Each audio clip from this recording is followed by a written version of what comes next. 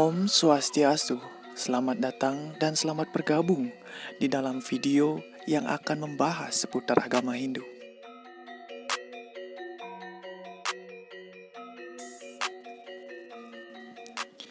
Pada kesempatan kali ini, kita akan membahas tentang Awatara, Dewa dan Batara.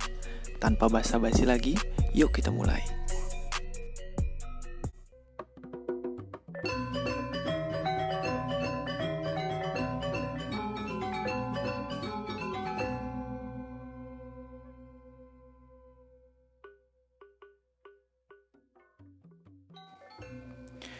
Berbicara mengenai konsep Awatara, Dewa dan Batara bukanlah suatu hal yang asing bagi masyarakat Hindu pada umumnya. Namun demikian, masih banyak orang yang salah mengartikan pengertian dari Awatara, Dewa dan Batara. Sekiranya dengan video ini dapat menjawab kesalahpahaman yang terjadi.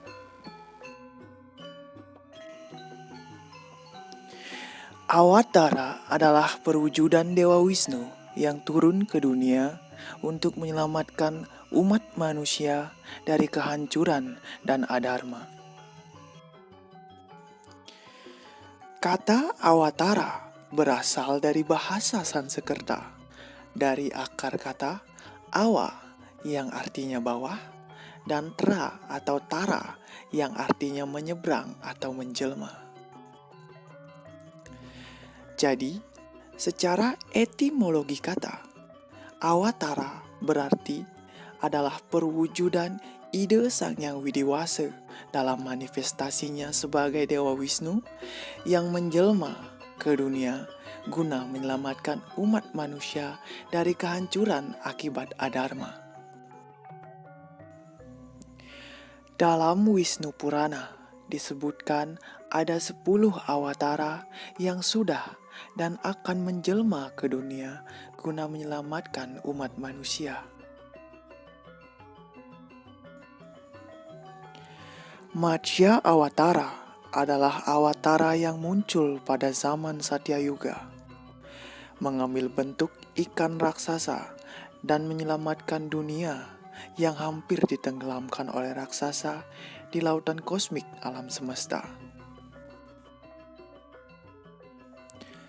Yang kedua, Kurma Awatara yang muncul pada zaman Satyayuga, mengambil bentuk kura-kura raksasa yang digunakan untuk menahan Gunung Mandaragiri yang sedang digunakan untuk mengaduk lautan guna mendapatkan tirta amarta. Yang ketiga, Waraha Awatara adalah awatara yang muncul pada zaman Satyayuga, yang berbentuk babi raksasa dan bertujuan menyelamatkan dunia yang hendak ditenggelamkan dalam lautan oleh para detya atau raksasa. Yang keempat, Narasimha Awatara adalah awatara yang muncul pada zaman Satyayuga dengan mengambil bentuk manusia berkepala singa dan bertujuan untuk membunuh Hiranyakasipu sebagai tokoh adharma pada saat itu. Yang kelima, Wamana Awatara adalah awatara yang muncul pada zaman Treta Yuga, berwujud sebagai manusia kerdil yang berhasil membunuh Raja Bali yang menjadi tokoh adharma pada saat itu. Yang keenam, Parasurama Awatara adalah awatara yang muncul pada zaman Treta Yuga, berwujud seorang Brahmana yang selalu membawa kapak dan bertujuan untuk menyadarkan kaum kesatria agar kembali ke jalan Dharma. Yang ketujuh, Rama Awatara yang turun pada zaman Treta Yuga, berwujud sebagai manusia yang merupakan putra dari Prabu Dasarata, yang juga merupakan putra mahkota dari kerajaan Ayodhya. Tentunya, kisah-kisah dari Sang Rama Awatara sudah banyak kita dengar karena termuat dalam epos-epos yang sangat epik yang dirangkum dalam kisah Ramayana. Kisah yang merangkum tentang jalan hidup Sang Rama Awatara dari kecil hingga tumbuh dewasa. Dan tak kalah heroik ketika Sang Rama menyelamatkan Dewi Sita dari tangan Rahwana. Sekaligus Sang Rama berhasil menumpas keangkaran murkaan dan mengakhiri dominasi Adharma pada saat itu. 8. Krishna Awatara muncul pada zaman Dwapara Yuga yang berwujud sebagai manusia sekaligus menjadi putra dari Basudewa dan juga Dewaki. Dalam penjelmaannya kali ini, Krishna bertujuan untuk menumpas keangkaran murkaan dan juga Adharma yang sudah merajalela, yang tak lain dan tak bukan disebabkan oleh pamannya sendiri, yaitu Kansa. Dalam epos Mahabharata, Krishna juga menjadi tokoh penentu atas kemenangan Pandawa melawan Kurawa. Tak hanya itu, Krishna juga menurunkan anugerah terbesar bagi umat manusia dalam bentuk Bhagavad Gita. Nilai-nilai yang terkandung di dalam Bhagavad Gita masih sangat relevan dipelajari hingga saat ini. Karena Bhagavad Gita bersumber pada sabda suci Tuhan yang diucapkan oleh Sri Krishna secara langsung kepada Arjuna dalam perang Bharatayuddha. Sehingga diharapkan Bhagavad Gita dapat menuntun umat manusia untuk menuju Dharma pada zaman-zaman berikutnya. 9. Buddha Awatara adalah awatara yang muncul pada zaman Kali Yuga. Berwujud sebagai manusia yang bernama Siddhartha Gautama, sekaligus menjadi putra dari Prabu Suddhodana dan Dewi Maya. Pertama kali mendapatkan pencerahan ketika bermeditasi di bawah pohon Bodhi. Sang Buddha Awatara bertujuan untuk mengajarkan umat manusia akan kesempurnaan pengetahuan supaya bisa terbebas dari lingkaran samsara. Dan yang terakhir, Kalki Awatara adalah satu-satunya awatara yang belum muncul ke dunia. Dalam Wisnu Purana disebutkan, Kalki Awatara akan turun di akhir zaman Kali Yuga, ketika Adharma sudah benar-benar merajalela. Dalam Bhagavad Gita bab 4 sloka 7 juga disebutkan, kapanpun dan dimanapun pelaksanaan Dharma merosot dan hal-hal yang bertentangan dengan Dharma merajalela, pada waktu itulah aku sendiri menjelma, wahai putra Bharata. Sesungguhnya ide Sang Hyang Widewasa selalu mempunyai cara untuk menyelamatkan umatnya dari kehancuran akibat adharma. Banyaknya penjelmaan ide Sang Hyang Widewasa sesungguhnya adalah demi pencerahan dan kebaikan dari umat manusia, agar umat manusia selalu bisa berjalan di atas dharma.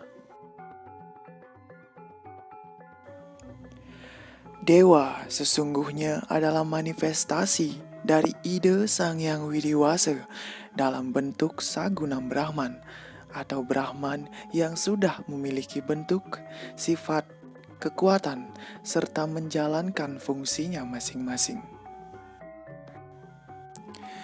Kata dewa berasal dari bahasa Sanskerta yang berakar kata div yang artinya sinar.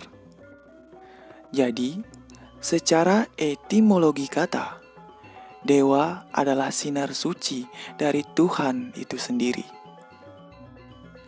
Jika diibaratkan Tuhan sebagai matahari dan dewa sebagai sinarnya yang bertugas menyinari dan menuntun seluruh umat manusia menuju jalan dharma agar terhindar dari lingkaran samsara.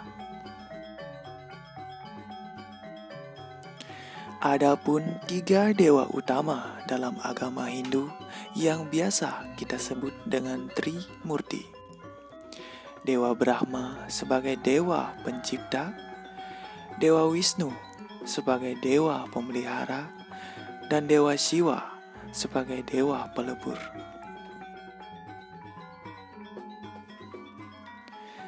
Dan yang terakhir, Batara. Kata Batara berasal dari bahasa Sanskerta dengan akar kata bat yang artinya adalah kekuatan atau perlindungan. Jadi, secara etimologi kata, Batara mengandung arti perwujudan atau manifestasi dari ide Sang Hyang Widi-Wasa yang merupakan sumber perlindungan dari seluruh umat manusia. Perlu diketahui bersama bahwa Batara bukanlah makhluk halus ataupun roh suci yang sering ditafsirkan salah oleh beberapa orang. Namun sejatinya, Batara adalah bagian dari Tuhan itu sendiri yang bertugas untuk melindungi seluruh umat manusia. Adapun beberapa contoh perwujudan dari Batara adalah sebagai berikut.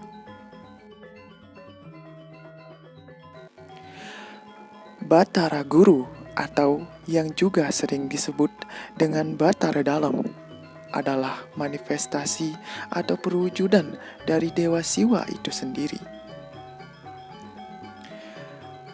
Batara Guru sebagai sosok pelindung juga dikenal memiliki banyak nama sesuai dengan tempat beliau distanakan. Batara Gana atau yang lebih dikenal dengan nama Ganapati adalah perwujudan atau manifestasi dari Dewa Ganesha. Batara Gana juga dikenal sebagai simbol kekuatan dan perlindungan bagi masyarakat Hindu khususnya di Bali.